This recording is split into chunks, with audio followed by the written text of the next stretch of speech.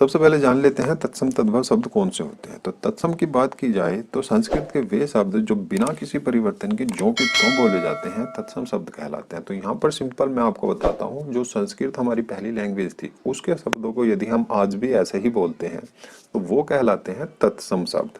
जैसे एग्जाम्पल के लिए मैं आपको बता देता हूँ, अग्नि, भिक्षुक, गृहिणी और ग्रह, ये शब्द संस्कृत के हैं और संस्कृत के शब्दों को आज जो लैंग्वेज हम बोलते हैं उसमें ऐसे ही यूज करते हैं।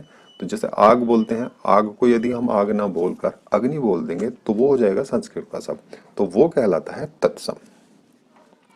बात की जाए तद्भव शब्दों की, तो तद्भव शब्द संस्कृत से उत्पन्न शब्द, अर्थात संस्कृत के वे शब्द जो बदलाव करके हमारी लैंग्वेज में बोले जाते हैं, जो हमारी भाषा है। जैसा अभी मैंने आपको बताया, संस्कृत के शब्दों को ऐसे के ऐसे ही हम आज यूज करेंगे तो वो कहलाएगा तत्सम, और यदि उसमें कुछ फेरबदल करेंगे, उसमें कुछ तोड़ मोड़ के उसे पेश करेंगे तो वो कहलाएगा तद्भव शब्द। एग्जाम्पल मैं बताता हूँ आपको, जैसे आ जाता है मुख, मुख से बन जाता है मुंह। तो मुख जो है वो संस्कृत का शब्द है, मुंह आज हमारी लैंग्वेज में उसमें अपभ्रंश कर दिया गया, थोड़ा सा उसमें बदलाव कर दिया गया, तो ये कहलाएगा तद्भव शब्द। जैसे ग्राम, ग्राम संस्कृत का शब्द है और आज हम बोल देते हैं गांव। दुग्ध, पहले दुग्ध बोला जाता था संस्कृत की भाषा में, आज बोल देते हैं दूध। भ्रात, भ्रात से बोल देते हैं भाई। तो यहाँ पर आपने इस चीज को याद रखना है कि जो तत्सम शब्द हैं वो संस्कृत के शब्द कहलाते हैं, और तद्भव जो शब्द कहलाते हैं संस्कृत के शब्दों में जो बदलाव करके हम अपनी लैंग्वेज में बोलते हैं वो कहलाते हैं तद्भव शब्द। आगे डिस्कस कर लेते हैं कि इन्हें पहचाना कैसे जा सकता है, बिल्कुल सिंपल और आसान तरह से। तत्सम, यदि शब्द आधे अक्षर से बना हो तो तत्सम कहलाएगा। तो यहाँ पर सिंपल सी बात है, यदि किसी शब्द के अंदर आधा अक्षर आता है तो उम्मीद करना कि वो 90% जो शब्द होगा वो तत्सम शब्द होगा। एग्जाम्पल यहाँ पर हम देख लेते हैं, जैसे यहाँ पर एक साइड मैंने लिखे हैं तत्सम शब्द और दूसरी साइड लिखे हैं तद्भव शब्द। तो जैसे यहाँ पर आ जाता है पक, पक आधा क्या आया है इसके अंदर, इससे बन जाता है पका, जो तद्भव रूप होगा वो पका होगा। पट्टिका, पट्टिका से बन जाता है पाटी। प्रिय, प्रिय से बन जाता है पिय। पुछ, पुछ से बन जाता है पूछ। तो यहाँ पर कहीं ना कहीं किसी न किसी शब्द में आधा अक्षर जरूर है। जैसे यहाँ पर परपट लगा हुआ है, तो परपट में जो पै के ऊपर जो रे लगा हुआ है ये भी आधे अक्षर में गिना जाता है, तो ये परपट भी तत्सम शब्द कहलाएगा। और जो इससे बन जाता है वो बन जाता है पापड़, तो ये कहलाएगा तद्भव शब्द। और एग्जाम्पल मैं आपको दिखा देता हूँ, जैसे यहाँ पर मृत्यु आ जाता है, इसमें जो नीचे रे लगा हुआ है, रे की जो ऋषि की मात्रा लगी हुई है वो, तो ये भी क्या कहलाएगा, तत्सम शब्द कहलाया जाएगा। मृत्यु से बन जाता है मौत, भ्रात से भाई बन जाता है, मीठ से मीठा बन जाता है।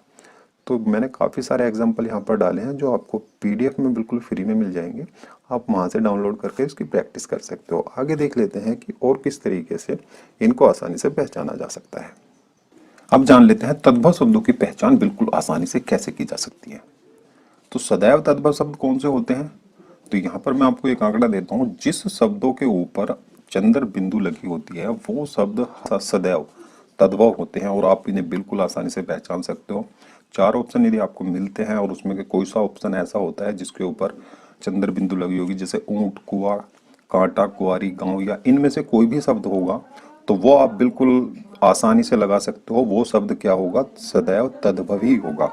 और भी मैं एग्जाम्पल आपको दिखा देता हूँ, जैसे मुंह हो जाता है, बाँ हो जाती है सांप, सांवला, हंसी, आंख, आंसू, जांग, तो ये सारे शब्द कहलाते हैं तद्भव शब्द। आगे पहचान कर लेते हैं सदैव तत्सम शब्द कौन से होते हैं। तो अभी हमने जाने तद्भव कौन से होते हैं, अब देख लेते हैं सदैव, जिन्हें आपको कुछ भी करने की जरूरत नहीं है, एकदम पहचानोगे और आप सिलेक्ट कर लोगे अपना आंसर। तो जिन शब्दों के ऊपर विसर्ग लगा होता है वो सदैव तत्सम होते हैं। यहाँ पर मैं एग्जाम्पल बता देता हूँ, ये चारों एग्जाम्पल एग्जाम में काफी बार पूछे जा चुके हैं। जैसे प्रातःकाल, तो प्रातःकाल का जो तद्भव हो जाएगा वो सुबह हो जाएगा, पेयपान, दूध पीना। अंत्यकरण और अंत्यकथा, अंत्यकथा एग्जामों में काफी ज्यादा पूछे जाने वाला शब्द है। तो विसर्ग लगने वाले शब्द हमेशा सदैव तत्सम होते हैं। आगे कुछ और एग्जाम्पल देख लेते हैं जिनसे हम पहचान कर सकते हैं तत्सम शब्दों की। तत्सम शब्दों की पहचान, यदि शय वर्ण आ रहा हो, कक्षा शय वाला शय वर्ण का प्रयोग किसी शब्द में हुआ होगा तो वो शब्द कहलाएगा तत्सम। जैसे यहाँ पर है पक्षी, पक्षी का बन जाता है पंछी। तो यहाँ एक चीज का और आपने ध्यान रखना है, जो ये शय है कक्षा शय वाला, ये छह में परिवर्तित हो रहा है, तो इसका भी आपने ध्यान रखना है। तो जिन शब्दों के बीच में कक्षा शय वाला शय आएगा वो तत्सम होंगे। एग्जाम्पल और देख लेते हैं यहाँ पर, जैसे कुक्षी, कुक्षी का हो जाता है कोक, भिक्षुक का भिखारी हो जाता है, अक्षी का आंख हो जाता है, अक्ष का पक्ष हो जाता है, पंख हो जाता है सॉरी, तो यहाँ पर शीर का खीर हो जाता है। तो ऐसे जिन्हें मैंने रेड किया है, तो ये सारे शब्द तत्सम हैं, और जो इसके बगल में शब्द हैं वो कहलाएंगे तद्भव शब्द। यदि श्रवण वाले श का प्रयोग हुआ होगा, इस वर्ण का यदि प्रयोग किसी शब्द में होता है तो वो भी तत्सम शब्द होता है। एग्जाम्पल यहाँ पर ले धन्ना सेठी, तो धन्ना सेठी का हो जाता है धन्ना सेठी। बस सिर्फ यहाँ पर परिवर्तन क्या होगा, ये जो श है श्रवण वाला, ये छोटे श में परिवर्तित हो जाएगा। तो आपने इस चीज का ध्यान रखना है। एग्जाम्पल आपको नीचे पीडीएफ में मिल जाएंगे, ये सारे एग्जाम्पल कहीं ना कहीं किसी एग्जाम में पूछे गए हैं, आप डाउनलोड करके उसकी अच्छे से तैयारी कर सकते हो। तो यहाँ पे जैसे श्राप है, श्राप का शाप हो जाता है, शेट्टी का शेट हो जाता है, आश्रय का आसरा हो जाता है। तो ऐसे ही शब्द आप यहाँ से प्रैक्टिस कर सकते हो। तीसरे नंबर पर बात कर लेते हैं। तीसरे नंबर पर बड़ा शय जो होता है, शलजम वाला शय, इस वर्ण का यदि प्रयोग कहीं शब्द के अंदर होता है तो ये भी तत्सम शब्द की पहचान ही होती है। जैसे दीप शलाका, दीप शलाका हो जाता है दिया शलाई। तो यहाँ पर एग्जाम्पल मैं आपको दिखा देता हूँ।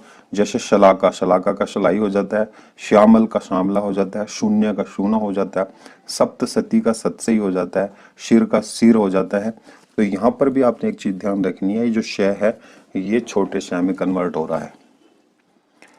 आगे देख लेते हैं। चौथे नंबर पर आ जाता है ये जो शय षटकोण वाला होता है ना वर्ण, इसका यदि प्रयोग हुआ होगा तो ये भी तत्सम शब्द में प्रयोग होता है। जैसे कृषक, तो यहाँ पर तो दोनों रूल फॉलो हो रहे हैं, जैसा अभी हमने बताया आपको। नीचे जो ऋषि की मात्रा लगी होगी तो ये भी क्या होगा, तत्सम शब्द होगा। यहाँ पे शय वर्ण का प्रयोग है, शय कृषक का किसान हो जाता है। एग्जाम्पल आप यहाँ से देख सकते हो, यशोदा, जशोदा हो जाता है, मुशल का मुशल हो जाता है। तो यहाँ छोटे शय में कन्वर्ट हो जाता है ये षटकोण वाला शय। आगे बात कर लेते हैं पांचवें नंबर पर। पांचवें पर ऋषि की मात्रा, जो अभी हम बात कर रहे थे, उस मात्रा का यदि प्रयोग होता है तो ये भी कहलाएगा तत्सम शब्द। जैसे कृत ग्रह, तो क्रय के अंदर रे लगा हुआ है और ग के अंदर रे लगा हुआ है, तो इसका बन जाता है कचहरी। तो यदि इस मात्रा का प्रयोग कहीं पर हुआ हो तो ये भी तत्सम शब्दों की पहचान है। एग्जाम्पल आपको मैं बता रहा हूँ, पीडीएफ में मिल जाएंगे, वहां से आप अच्छे से प्रैक्टिस कर सकते हो।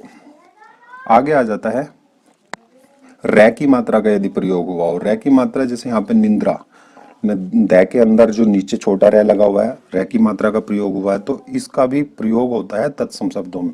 आप देखना नीचे रै की मात्रा लगी हुई है तो तत्सम शब्द सिलेक्ट करके अपना आंसर दे देना।